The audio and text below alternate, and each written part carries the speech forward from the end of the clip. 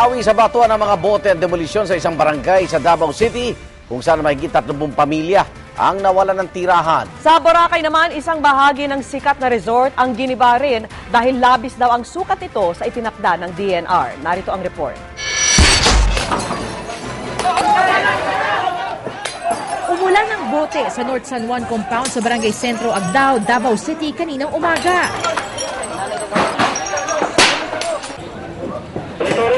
Maaga pa lang, nagbarikada na ang mga residente kasunod ng paglabas ng korte ng demolition order sa mga bahay na nakatirik daw sa pribadong lupa. Ilan sa kanila, armado di lang ng mga bote, kundi pati ng mga plastik na may dumi raw ng tao. Kaya naman pagdating ng demolition team at mga pulis sa lugar, nagkagulo na.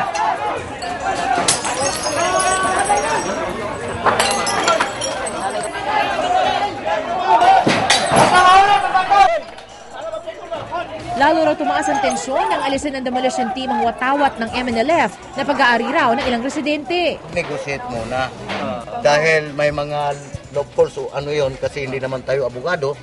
So sinabi ko doon sa kabila. Natapos ang gulo ng tuluyan ng mapalibutan ng mga pulis sa mga residente. Isa sa kanilang sugatan habang 6 naman ang arestado, kabilang ang 2 menor de edad.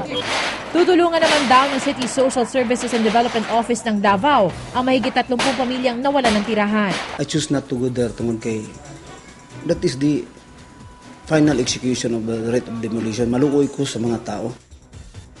Sa Aklan, tuluyan na rin ginaba ang viewing deck ng West Cove Resort sa Boracay Island. Ipinag-utos ng DNR ang demolisyon dahil lumagpas daw ang deck sa takdang sukat na binigay sa resort. Noong Agosto pa tinakdang demolisyon, ngunit naudlot dahil sa kawalan ng pondo ng lokal na pamahalaan.